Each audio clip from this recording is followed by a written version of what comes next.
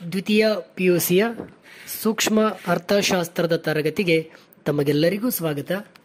ಇಂದು ನಾವು ಈ ಒಂದು ವಿಡಿಯೋದಲ್ಲಿ ಸೂಕ್ಷ್ಮ ಅರ್ಥಶಾಸ್ತ್ರದಲ್ಲಿ ಬರುವಂತಹ ಮೊದಲನೆಯ ಅಧ್ಯಾಯವಾದ ಸೂಕ್ಷ್ಮ ಅರ್ಥಶಾಸ್ತ್ರದ ಪರಿಚಯ.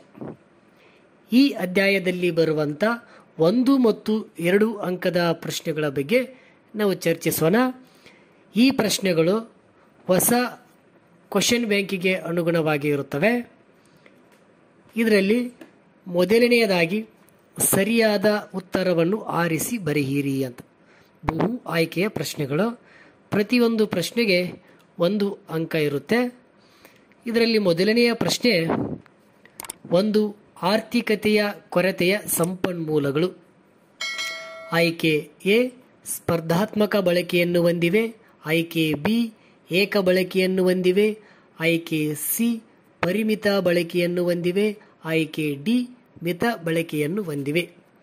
ಇದಕ್ಕೆ ಸರಿಯಾದಂಥ ಉತ್ತರ ಆಯ್ಕೆ ಎ ಸ್ಪರ್ಧಾತ್ಮಕ ಬಳಕೆಯನ್ನು ಹೊಂದಿವೆ.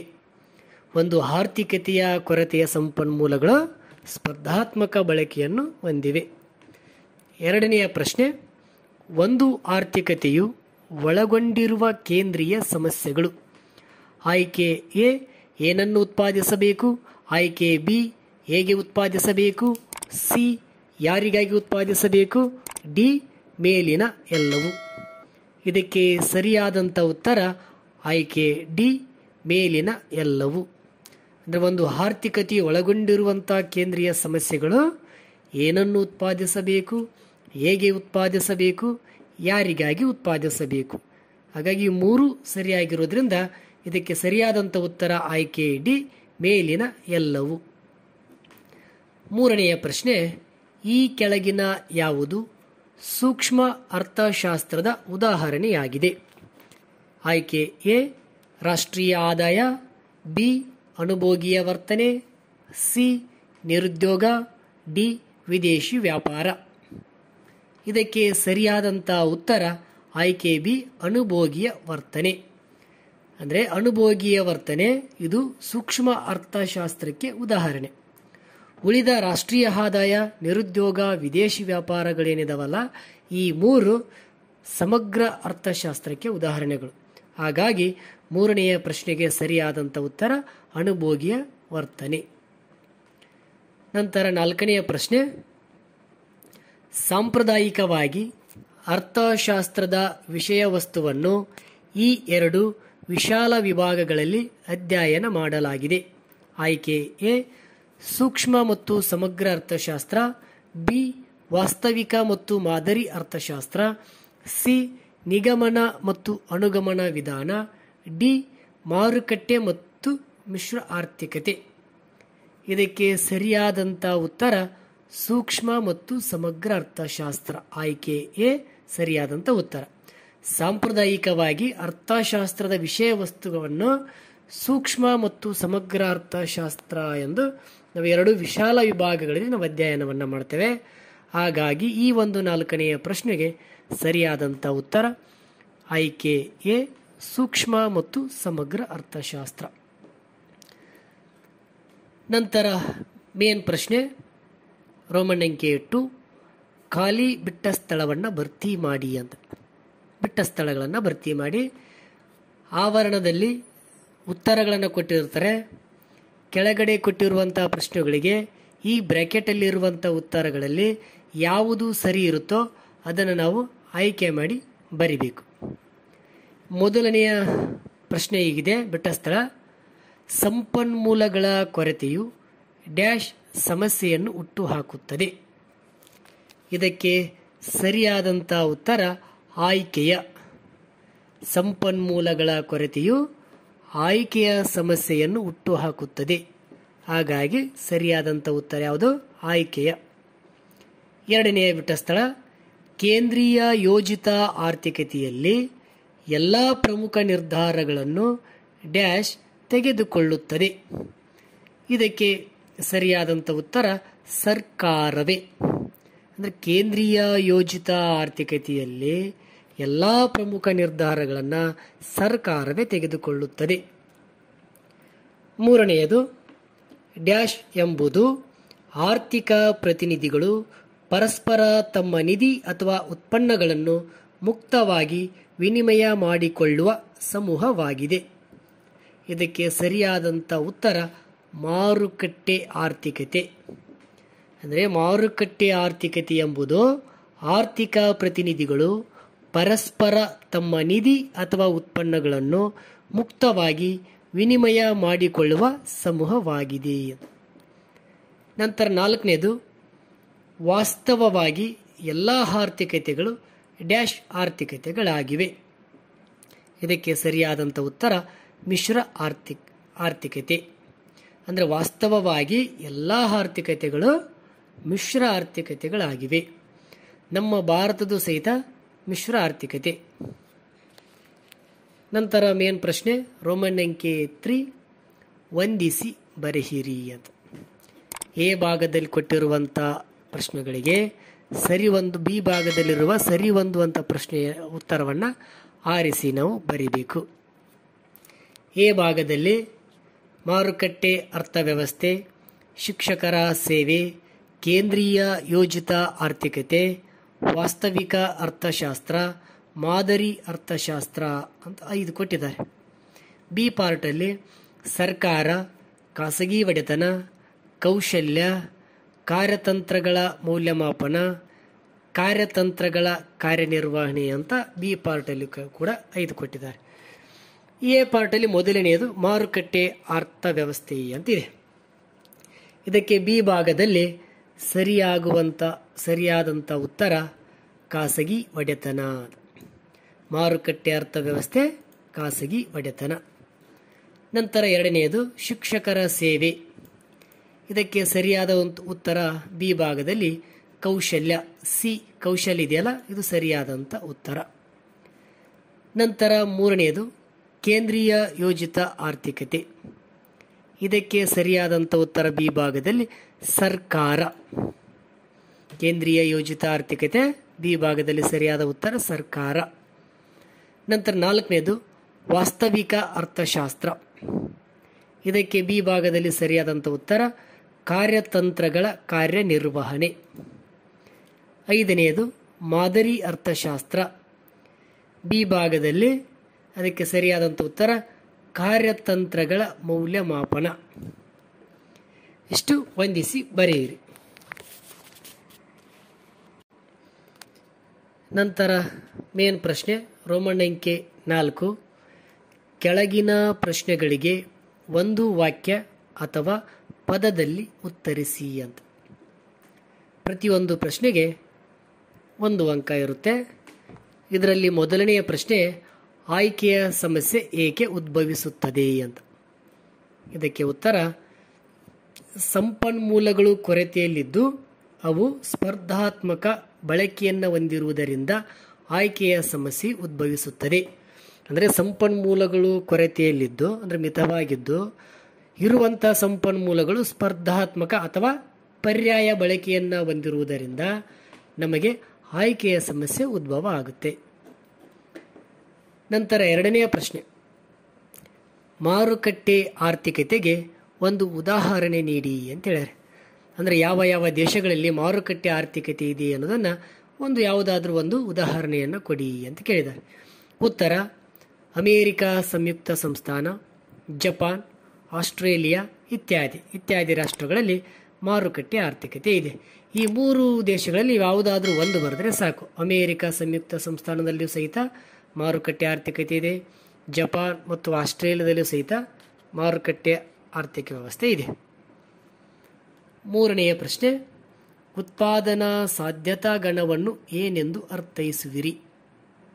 ಉತ್ತರ ಲಭ್ಯವಿರುವ ಒಟ್ಟು ಸಂಪನ್ಮೂಲಗಳ ಮೊತ್ತ ಮತ್ತು ತಾಂತ್ರಿಕ ಜ್ಞಾನದಿಂದ ಉತ್ಪಾದಿಸಲಾಗುವ ಎಲ್ಲ ಸರಕು ಸೇವೆಗಳ ಸಾಧ್ಯತೆಗಳ ಸಂಯೋಜನೆಗಳ ಸಂಗ್ರಹವನ್ನು ಉತ್ಪಾದನೆಯ ಸಾಧ್ಯತಾ ಗಣ ಎಂದು ಕರೆಯುತ್ತಾರೆ. ಅಂದರೆ ಲಭ್ಯವಿರುವಂಥ ಒಟ್ಟು ಸಂಪನ್ಮೂಲಗಳ ಮೊತ್ತ ಮತ್ತು ತಾಂತ್ರಿಕ ತಂತ್ರಜ್ಞಾನದಿಂದ ಉತ್ಪಾದನೆ ಮಾಡಲಾಗುವಂಥ ಎಲ್ಲ ಸರಕು ಮತ್ತು ಸೇವೆಗಳ ಸಾಧ್ಯತೆಗಳ ಸಮೂಹಗಳ ಸಂಗ್ರಹಣೆಯನ್ನು ನಾವು ಉತ್ಪಾದನಾ ಸಾಧ್ಯತೆಗಳ ಗಣ ಅಂತ ಕರಿತೀವಿ. ಅಂದರೆ ನಮ್ಮಲ್ಲಿ ಎಷ್ಟು ಸಂಪನ್ಮೂಲ ಇದೆ, ಲಭ್ಯವಿರುವಂಥ ಎಲ್ಲ ಸಂಪನ್ಮೂಲಗಳನ್ನು ಮತ್ತು ತಂತ್ರಜ್ಞಾನವನ್ನು ಬಳಕೆ ಮಾಡಿಕೊಂಡು ಉತ್ಪಾದನೆ ಮಾಡಬಹುದಾದಂಥ ಎಲ್ಲ ಸರಕು ಮತ್ತು ಸೇವೆಗಳ ಸಾಧ್ಯತೆಗಳ ಸಂಯೋಜನೆಗಳ ಸಂಗ್ರಹಣೆಗೆ ನಾವೇನು ಮಾಡ್ತೀವಿ, ಏನಂತ ಕರಿತೇವೆ, ಉತ್ಪಾದನೆಯ ಸಾಧ್ಯತಾ ಗಣ ಎಂದು ಕರೆಯುತ್ತಾರೆ. 4ನೆಯ ಪ್ರಶ್ನೆ, ಉತ್ಪಾದನಾ ಸಾಧ್ಯತಾ ಗಡಿಯ ಕೆಳಗಿರುವ ಸಂಯೋಜನೆಗಳು ಏನನ್ನು ಸೂಚಿಸುತ್ತವೆ ಅಂತ. ಉತ್ಪಾದನಾ ಸಾಧ್ಯತಾ ಗಡಿ ರೇಖೆಯನ್ನು ಬರುತ್ತಲ್ಲ, ಆ ಒಂದು ಗಡಿಯ ಕೆಳಗೆ ಇರುವಂಥ ಸಂಯೋಜನೆಗಳು ಏನನ್ನು ಸೂಚಿಸುತ್ತವೆ ಅಂತ. ಉತ್ತರ, ಉತ್ಪಾದನಾ ಸಾಧ್ಯತಾ ಗಡಿಯ ಕೆಳಗಿನ ಯಾವುದೇ ಬಿಂದುವಿನಲ್ಲಿ ಉತ್ಪಾದನೆಯು ಸಂಪನ್ಮೂಲಗಳ ಅಪೂರ್ಣ ಬಳಕೆ ಅಥವಾ ವ್ಯರ್ಥ ಬಳಕೆಯನ್ನು ಸೂಚಿಸುತ್ತದೆ. ಅಂದರೆ ಉತ್ಪಾದನಾ ಸಾಧ್ಯತಾ ಗಡಿಯ ಮೇಲೆ ಬರುವಂಥ ಸಂಯೋಜನೆಗಳು ಇರುವಂಥ ಸಂಪನ್ಮೂಲಗಳನ್ನು ಸಂಪೂರ್ಣವಾಗಿ ಬಳಕೆ ಮಾಡಿಕೊಂಡಿದ್ದೇವೆ ಅನ್ನೋದನ್ನು ಸೂಚಿಸುತ್ತೆ.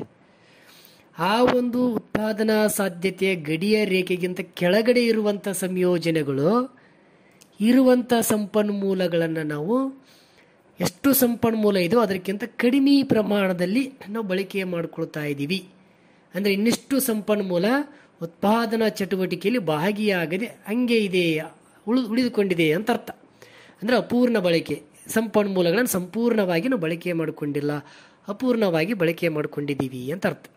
ಹಾಗಾಗಿ ಉತ್ಪಾದನಾ ಸಾಧ್ಯತೆಯ ಗಡಿ ಕೆಳಗಿರುವಂಥ ಸಂಯೋಜನೆಗಳು ನಮಗೇನು ಸೂಚಿಸ್ತವೆ, ಸಂಪನ್ಮೂಲಗಳ ಅಪೂರ್ಣ ಬಳಕೆ ಅಥವಾ ವ್ಯರ್ಥ ಬಳಕೆಯನ್ನು ಸೂಚಿಸುತ್ತವೆ. 5ನೆಯ ಪ್ರಶ್ನೆ, ಸೂಕ್ಷ್ಮ ಅರ್ಥಶಾಸ್ತ್ರದ ಅರ್ಥವನ್ನು ನೀಡಿ ಅಂತ. ಅಂದರೆ ಸೂಕ್ಷ್ಮ ಅರ್ಥಶಾಸ್ತ್ರ ಎಂದರೇನು ಅಂತ. ಉತ್ತರ, ಆರ್ಥಿಕತೆಯ ಸಣ್ಣ ಸಣ್ಣ ಘಟಕಗಳಾದ ಒಬ್ಬ ಅನುಭೋಗಿ, ಒಬ್ಬ ಉತ್ಪಾದಕ, ಒಂದು ಉದ್ಯಮ, ಒಂದು ಕೈಗಾರಿಕೆ ಇತ್ಯಾದಿಗಳನ್ನು ಕುರಿತು ಅಧ್ಯಯನ ಮಾಡುವುದಕ್ಕೆ ಸೂಕ್ಷ್ಮ ಅರ್ಥಶಾಸ್ತ್ರ ಎಂದು ಕರೆಯುತ್ತಾರೆ. ಅಂದರೆ ಆರ್ಥಿಕತೆಯಲ್ಲಿರುವಂಥ ಸಣ್ಣ ಸಣ್ಣ ಘಟಕಗಳಾದಂತಹ ಒಬ್ಬ ಅನುಭೋಗಿ, ಒಬ್ಬ ಉತ್ಪಾದಕ, ಒಂದು ಉದ್ಯಮ ಸಂಸ್ಥೆ, ಒಂದು ಕೈಗಾರಿಕೆ ಇತ್ಯಾದಿಗಳನ್ನು ಕುರಿತು ಅಧ್ಯಯನ ಮಾಡುವುದಕ್ಕೆ ನಾವು ಸೂಕ್ಷ್ಮ ಅರ್ಥಶಾಸ್ತ್ರ ಅಂತ ಕರೆಯೋದು. ಅಂದರೆ ಸೂಕ್ಷ್ಮ ಅರ್ಥಶಾಸ್ತ್ರ ಆರ್ಥಿಕ ಚಟುವಟಿಕೆಗಳನ್ನದು ಬಿಡಿ ಬಿಡಿಯಾಗಿ ಅಧ್ಯಯನವನ್ನು ಮಾಡುತ್ತೆ. ಅಂದರೆ ಉತ್ಪಾದನೆ ಬಗ್ಗೆ ಅಧ್ಯಯನ ಮಾಡಬೇಕಂದ್ರೆ ಯಾವುದಾದ್ರೂ ಒಂದು ಉದ್ಯಮದ ಉತ್ಪಾದನೆ, ಒಂದು ಸರಕಿನ ಬೆಲೆಗಳ ಬಗ್ಗೆ, ಒಬ್ಬ ಅನುಭೋಗಿಯ ಬಗ್ಗೆ, ಒಬ್ಬ ಉತ್ಪಾದಕನ ಬಗ್ಗೆ, ಒಂದು ಕೈಗಾರಿಕೆಯ ಬಗ್ಗೆ, ಹೀಗೆ ಆರ್ಥಿಕ ಚಟುವಟಿಕೆಗಳನ್ನು ಬಿಡಿ ಬಿಡಿಯಾಗಿ ಅಧ್ಯಯನವನ್ನು ಮಾಡುವಂಥ ಶಾಸ್ತ್ರ ಸೂಕ್ಷ್ಮ ಅರ್ಥಶಾಸ್ತ್ರ. ಹಾಗಾಗಿ ಇದಕ್ಕೆ ಉತ್ತರ, ಆರ್ಥಿಕತೆಯ ಸಣ್ಣ ಸಣ್ಣ ಘಟಕಗಳಾದ ಒಬ್ಬ ಅನುಭೋಗಿ, ಒಬ್ಬ ಉತ್ಪಾದಕ, ಒಂದು ಉದ್ಯಮ, ಒಂದು ಕೈಗಾರಿಕೆ ಇತ್ಯಾದಿಗಳನ್ನು ಕುರಿತು ಅಧ್ಯಯನ ಮಾಡುವುದಕ್ಕೆ ಸೂಕ್ಷ್ಮ ಅರ್ಥಶಾಸ್ತ್ರ ಎಂದು ಕರೆಯುತ್ತಾರೆ ಅಂತ ಬರೀಬೇಕು. ಈಗ ಮೇನ್ ಪ್ರಶ್ನೆ, ರೋಮನ್ ಅಂಕೆ 5, ಕೆಳಗಿನ ಪ್ರಶ್ನೆಗಳಿಗೆ 4 ವಾಕ್ಯಗಳಲ್ಲಿ ಉತ್ತರಿಸಿ ಅಂತ. ಇದು ಪ್ರತಿಯೊಂದು ಪ್ರಶ್ನೆಗೆ 2 ಅಂಕಗಳಿರ್ತವೆ. 2 ಅಂಕದ ಪ್ರಶ್ನೆಗಳಿವು. ಅದರಲ್ಲಿ ಮೊದಲನೆಯ ಪ್ರಶ್ನೆ, ಒಂದು ಆರ್ಥಿಕತೆಯ ಕೇಂದ್ರೀಯ ಸಮಸ್ಯೆಗಳನ್ನು ಹೆಸರಿಸಿ ಅಂತ. ಉತ್ತರ, ಒಂದು ಆರ್ಥಿಕತೆಯ ಕೇಂದ್ರೀಯ ಸಮಸ್ಯೆಗಳು ಏನನ್ನು ಉತ್ಪಾದಿಸಬೇಕು, 2 ಹೇಗೆ ಉತ್ಪಾದಿಸಬೇಕು, 3 ಯಾರಿಗಾಗಿ ಉತ್ಪಾದಿಸಬೇಕು. ಏನನ್ನು ಉತ್ಪಾದಿಸಬೇಕು, ಹೇಗೆ ಉತ್ಪಾದಿಸಬೇಕು, ಯಾರಿಗಾಗಿ ಉತ್ಪಾದಿಸಬೇಕು. ಇದು 4 ಅಂಕದ ಪ್ರಶ್ನೆ ಕೂಡ ಇದೆ.